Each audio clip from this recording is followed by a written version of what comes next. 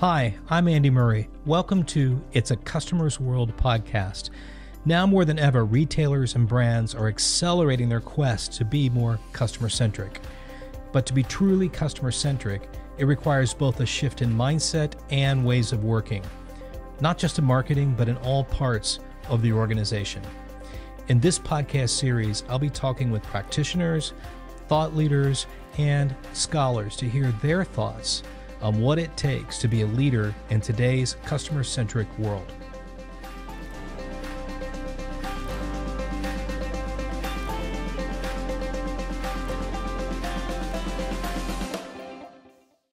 Hello, everyone, and welcome to the show. We all know sustainability is on the corporate agenda for most companies today, and for good reason. We also know brands and retailers have been focused on meeting customer needs and delivering better customer experiences.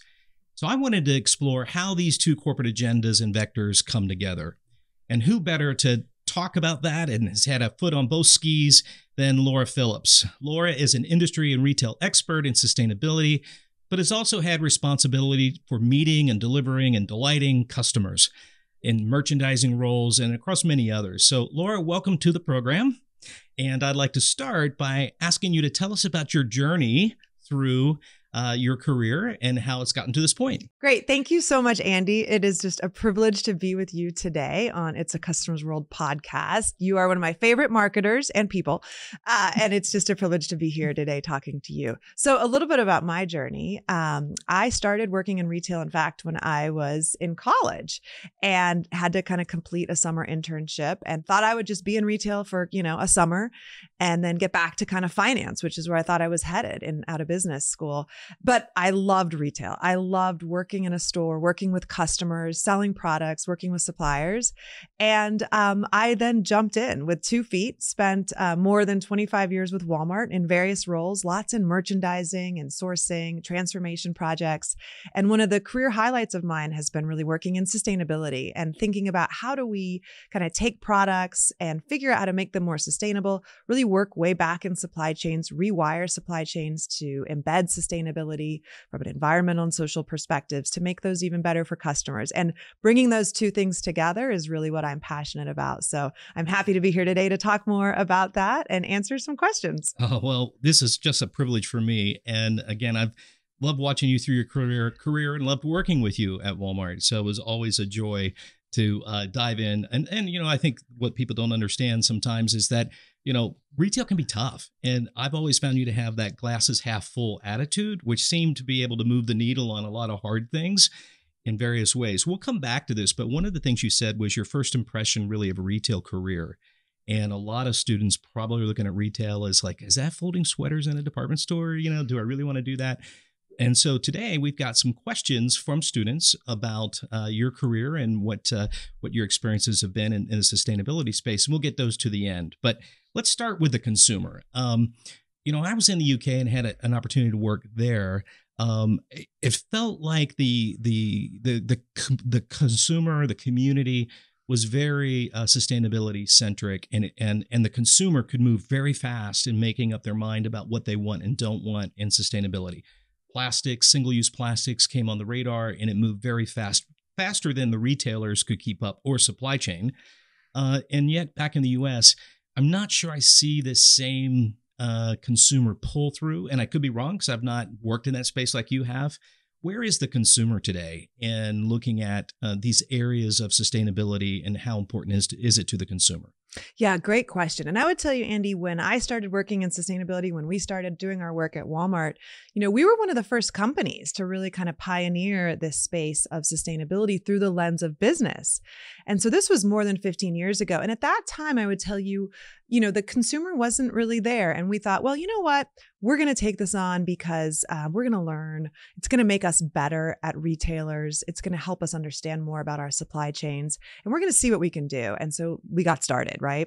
And what we found is that actually we could drive change, right? And that we could make a small change in a product formulation, in a packaging format, in a material that we were using. and that would ripple through the industry, and that we could really deliver more sustainable products to the customers. And sometimes we would tell them, and at that time, sometimes we wouldn't. We would just do the hard work. And over time, what we did see was that more and more customers started to ask, and they started to want to know more about where did their products come from? How are these products are made? What's inside these products? And they started to ask that of brands and of retailers. And so you're starting to see that consumer pull more and more.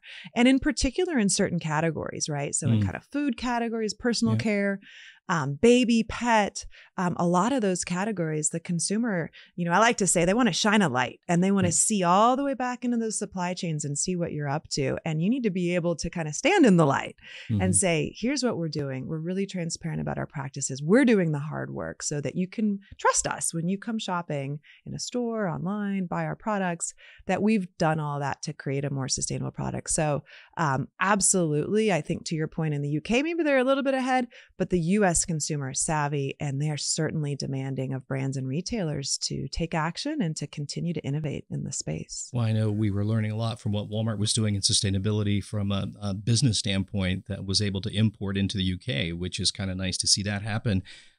You talked about when this started in 2005-ish, I think, maybe, if I got that right. There was a lot of work to engage associates. And you mentioned that breaking things down to what you can do, little things. And I seem to remember this like personal sustainability pledge, right? Yeah. Where it just kind of Lee Scott challenged everybody on what one thing you can do every day. Is that, can you tell me about that? How did that work? Yeah, no. And I think one of the lessons I learned in working with sustainability is that, these are big, complex, kind of difficult topics at times.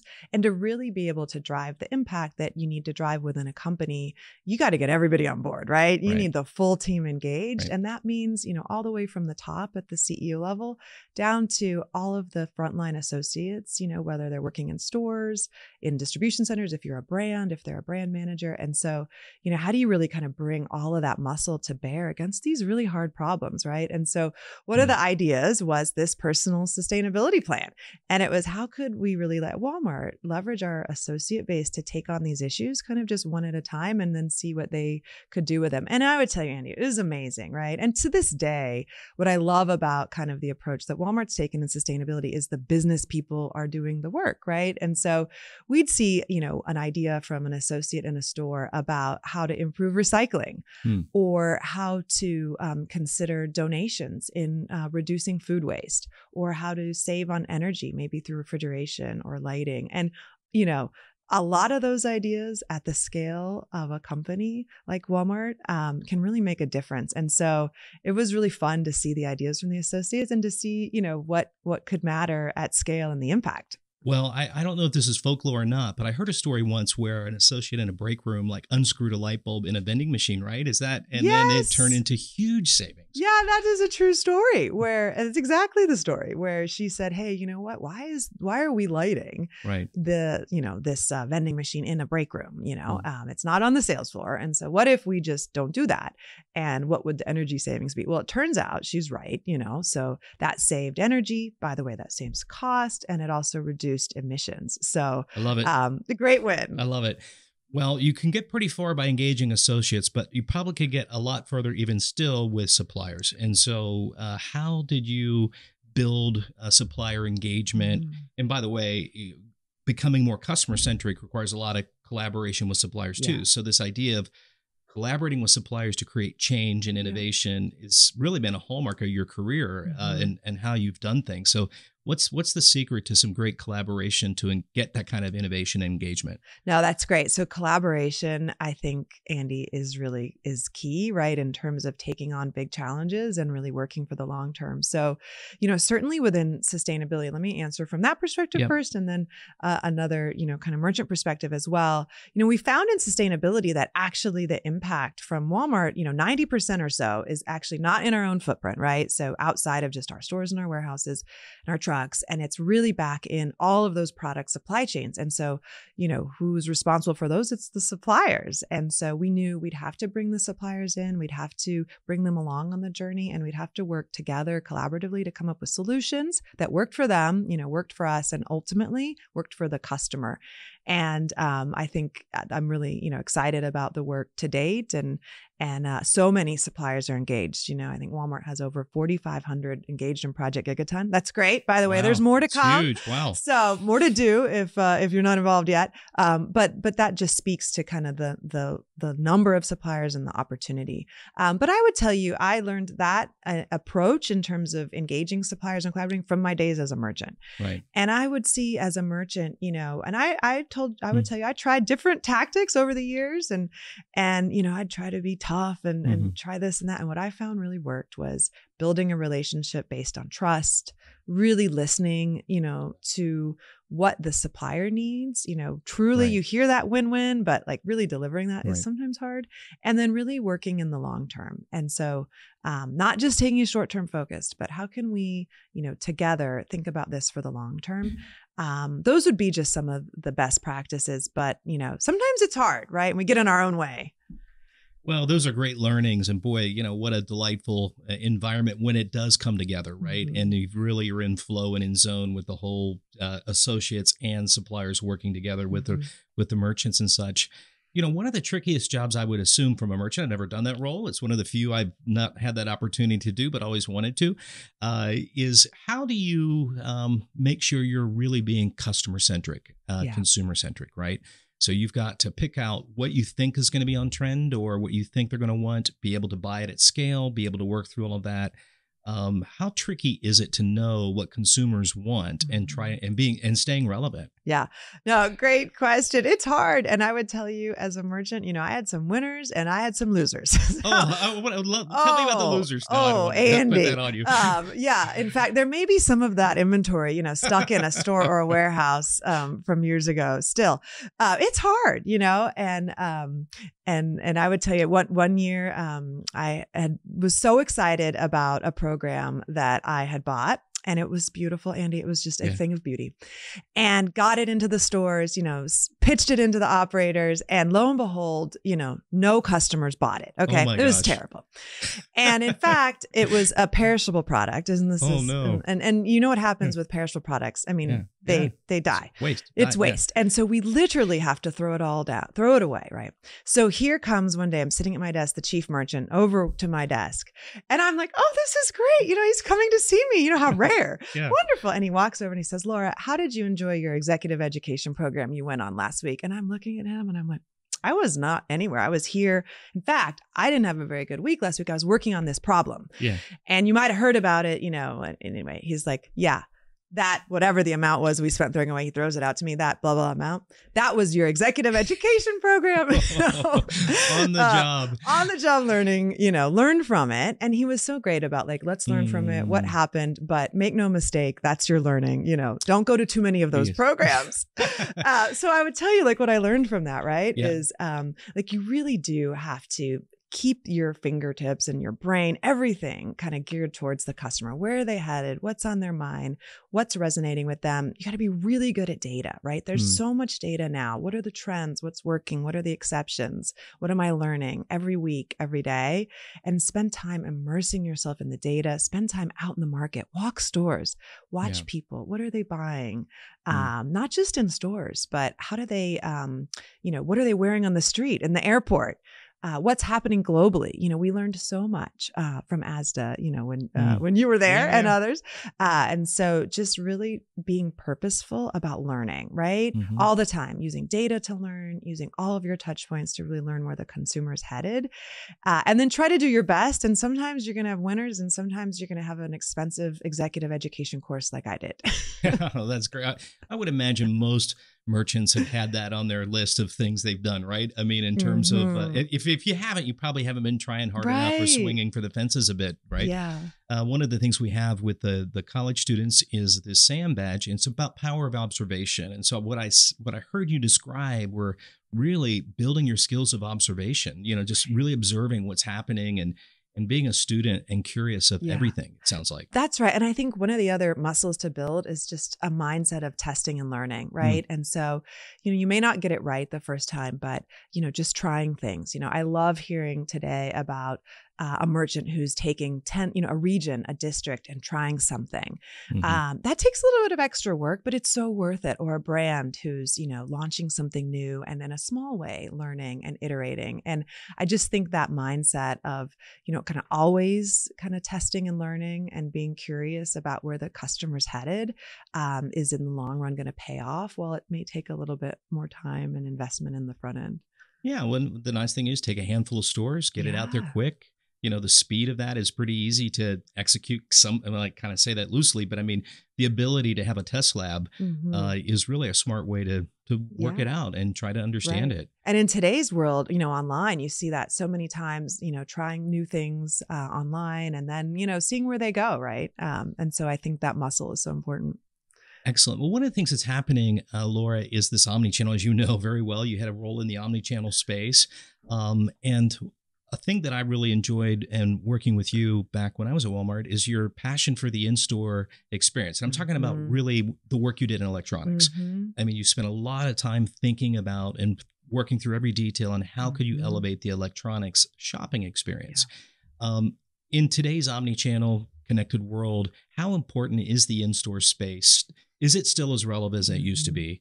Are the expectations different for browsing or discovery? I mean, how do you think about the in-store environment in a omni-channel connected commerce way? Yeah. I would tell you in my learning, I found that the in-store experience was always so important, right? So after, you really focused on assortment, and I would say you got to go work assortment 2 or 3 times and price, the experience is just so important. And even more so today, I think, right? Customers are coming into stores and they want that, more immersive experience. They want to kind of get inspired by what you're presenting in the stores and how you, bring the body language of retail and brands and products to the customer in the store. I think is so important. And it's also so important online, right? And how that shows up with the customer experience, whether that's content or how you're able to engage with them online. So, in store, I learned from some great folks in retail who were always challenging, but also really approached it in a simple way. And I just wanted to kind of share that, how I learned. And it was really around starting with helping customers find things, right? So navigation, like where is it? And that's relevant in store and online, right? And it's relevant from when you walk in to find the department, find the product, and then kind of what is it, right? So, being really clear about what is the product and how do we really show that off, whether it's a display, a demo, product content, and then how much is it? And like fundamentally, if you can, answer those 3 things with, ease and customers only have a couple seconds. So like help them find it, help them figure out what it is and how much is it. You're going to really convert that traffic and bring some fun while you're doing that. And I would try to apply that. And I think retailers today, you see so many good examples of people continuing to innovate and take it to a whole new level and integrate some of the, the digital content. It's exciting. Retail is so fun. And I think the store environment just continues to be fun. Yeah. Yeah. I guess my big learning in that time of trying to help from a marketing side, the in-store elements in electronics was I really started to get an appreciation for what's on the packaging. And I'm thinking about printers, where they've got, everybody has a different view on what's important and how to describe features and no consistency. There wasn't back then. And so really trying to work through, well, what do they look for first? And how do you communicate that so they can understand this choice versus that choice? And in a DTC or an online space, they've got the item page and a lot more space to work that out. One of the things I see as a real challenge is people move from maybe an online space and start bringing those in store is probably haven't thought as much about what should be on the package because they had a whole website and a whole item page to tell all kinds of, product information. So any advice to people who are thinking about the importance of their packaging and how packaging really has to work hard in an in-store space? Right. No, I love that. And I think that's in that second bucket, which is like, what is it? Right. That's You have to be really clear. You've got 2 to 3 seconds at shelf to kind of capture a customer's attention and then convert them into purchase. And so you've got to really be clear about what is that product and what are the most important features and benefits that you're putting on the packaging on the front. That's your billboard, right? And it's such an opportunity to capture the customer. And, you hope if they pick it up, they might turn it around, but you've really got to lead with that billboard. And, I think the other thing we're learning about packaging too, is it's more than just kind of a billboard for marketing, but customers today, and you mentioned it, they're wanting us as brands to think about what's in that packaging and what is the customer going to do with that package after they use it. And so you're seeing a lot of innovation now on new packaging formats that show the product really well, but maybe they're also reusable or they have another life, beyond that use. And certainly, customers are pushing all of us to move away from, single-use plastics and figure out recyclable materials. So I think packaging today serves so many interesting roles, from marketing to supply chain, now also into, sustainability as well. Yeah, well, it's interesting. I think with the omnichannel, so many categories now, consumers through COVID have figured out how to buy some essential categories online. So when you come into a store, I do think the expectation of a better browsing environment, because that's why they're there, and it's an intentional point to get into that store. And I just talk from my experience in the UK, which is most recent for me. We had a lot of categories that I would call over assorted, under choiced, where we had lots of that, but the real choice of what are the choices I have on value, on this or that, but we might have had a category just get bloated by having too many much of muchness, as we'd say, because of a lot of reasons. That's the space you got, so you got to fill it, and you're not ready to do a macro redesign on space. So yeah, I do think that packaging can be a real benefit in enhancing the browsing experience as well as just choice, because you can really find discovery and all of that. I mean, and electronics is a cool place to do discovery, right? Yeah. You really just want to go see it. Yeah, exactly. Yeah. Excellent. Well, I've got some student questions that came in, and we'd love to kind of go through those together. Sure. We always try to get, when we can, Molly Rapert, the professor of marketing at the University of Arkansas, and she kindly has sent us some questions for you, if you're up for it. All right. Okay. Now, the interesting thing here is Molly was your teacher at one point, right? That's right. Now, I mentioned you're one of my favorite marketers. I have to say Molly is too. Yes, for sure. And certainly my favorite marketing professor. Okay, so Molly had given me some student questions to ask for you, but she also wanted to ask a question of her own, given that you were a student. She said, Laura, I still remember the first day of your MBA program in 1999. I was teaching the marketing course for first years.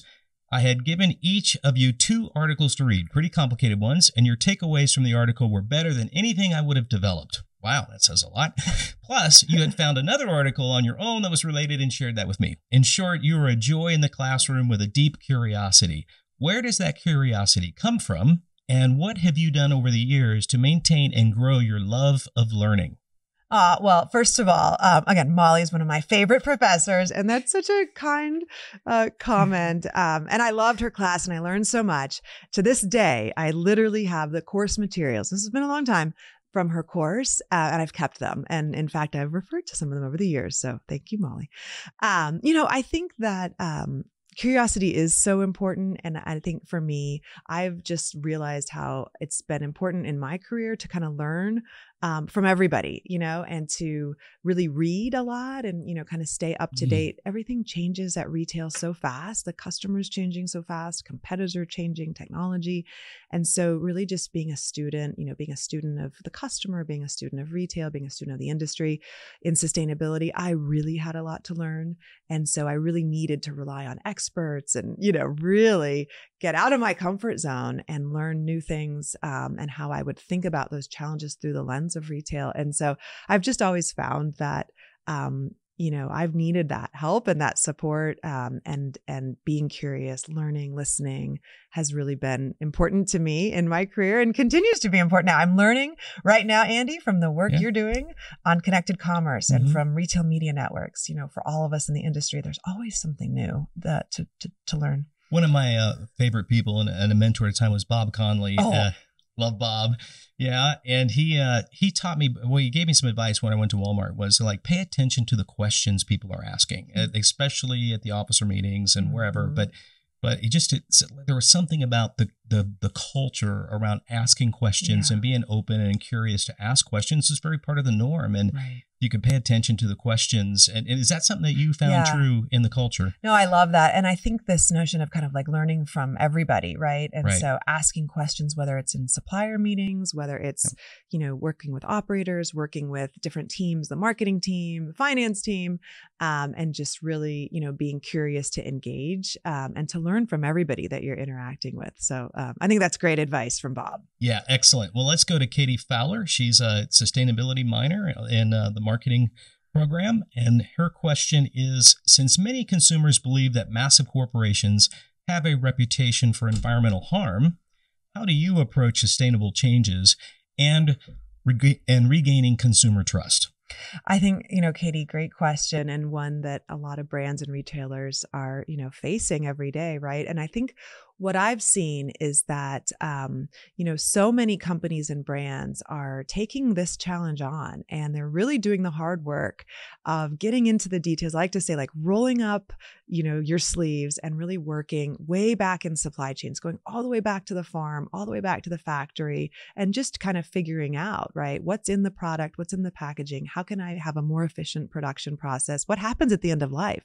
And they're asking questions, Andy, about how they can do this better. And I would tell you, so many are learning, and we're seeing such great innovation, and that ultimately able to deliver more sustainable products to customers. And so absolutely, it's hard, but big companies have the opportunity to do this at scale and also have the resources to learn and to invest. And so I'm really optimistic about the role of big companies and business. And I think, we're starting to see so many great examples of companies taking this on and truly making a difference at scale.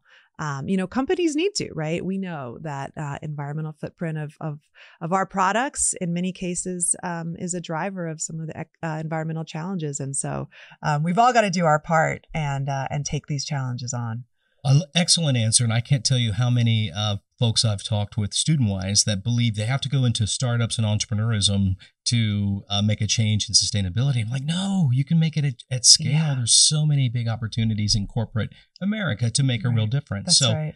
Another question, Arthur Comiskey from Tulsa. He's a marketing and management major. What has been the most unexpected challenge you have faced in pursuing sustainability initiatives? Hi, Arthur. Great question. One of the things I think that I probably underestimated when I first started working in this space is that these big changes can take time. And also, you've got to have some kind of unlikely partners around the table to collaborate. And so those would be the two that I would share with you, Arthur. One example I would tell you is in tuna.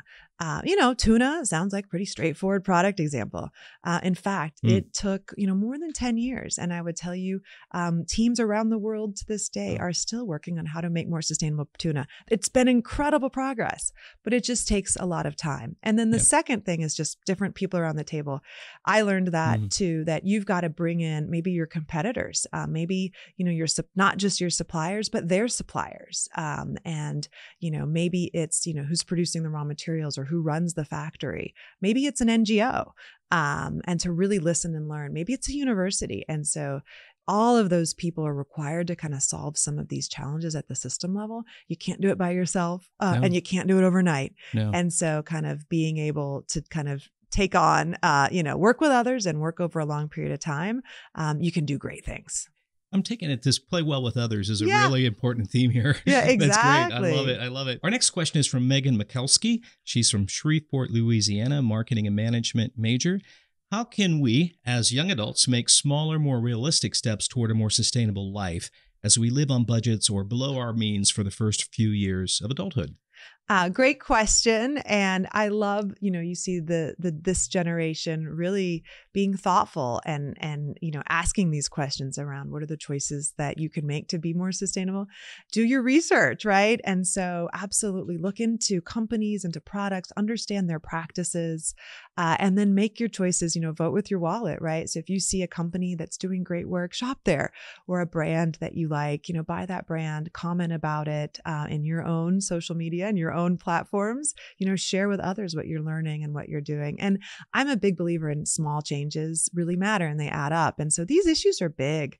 and they're hard, but, one step at a time, and every step matters. And so don't get overwhelmed that you're not making a difference. You are, and your voice matters and your actions matter. I love it. I love it. Great answer. Last one from Kendall Wentworth, Fort Worth, Texas, supply chain management and marketing major. What is one thing you wish you were told when you were about to graduate college and enter the workforce and looking for a job? Great question. I think if I was to look back into my career, I think some great advice that I've received has really been around being excellent, always, kind of take in where you are, right? People are always kind of like, what's the next thing? How do I get promoted? How do I get that job? Be excellent where you are now. Be the best student right now. Get good grades, study, be involved in activities. So be excellent where you are, and then go work on something that differentiates you. So go find something to be famous for. And I think that works as a student or once you're out in the real world and, start your career. What are you going to be known for? Is it going to be, Andy, are you known for innovation and marketing? Yeah. And you're really, unique.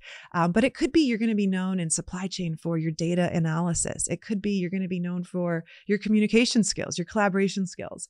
But be excellent where you are, and then pick something to be famous for. And the final one is what we've talked about already today. Be curious and keep that curiosity for, today and into your future. And you're going to do great things. I'm so inspired by the students that I'm working with at Walton now in different ways. This group is amazing, and they're going to change the world. I love it. I love your attitude toward things, and I've manifested those values in you through your career as the times that I've had an opportunity to work with you on a project or see you in action. But one thing I think you have that you didn't mention is just you create an atmosphere where people want to work with you. The kindness, I'm sure you're tough at times, but you've got a way of being kind and seeing the best in the toughest situations. And is that something you learned early in life, or did you learn it the hard way at the end of your career? I mean, where did that come from? Because you really demonstrate a way that everybody wants to work with Laura. Oh, that's so nice. I guess a couple of things. One, thank you. That's a compliment. Two things. One is I saw over time working on big, hard things that just worked better. Yeah, In fact, working together with a lot of people, other people have the answers. We're going to be better if we can all figure it out. And we're going to just have more fun if we're all nice to each other and get more done and enjoy it as we're doing it. So I would say that. And then I think the other thing is there are times when I didn't do that well. And I'm really appreciative of the mentors in my career who sat me down and said, now, Laura, that was not the right way. And I needed to learn those lessons. I'm so grateful for those leaders who took me aside and had those conversations. And by the way, that didn't just happen once or early on. I mean, that happened all the way until until today. And so I think all of us, need to help each other in that regard. Having a self-awareness that, I got it. And, I needed to hear that. And that's happened to me many times as well. So it's, as you can imagine. And I love it. I love the honesty and transparency there. It really makes it for more trust. And you started really talking about trust at the beginning. And I think that's so important. Well, I want to thank Molly and the students for their questions. There were many more. I'll forward those over to, maybe you could shoot them an email back on the ones we didn't get to today for lack of time. But we'll thank her and her team for that. And thank you. It's been a real pleasure to get your time.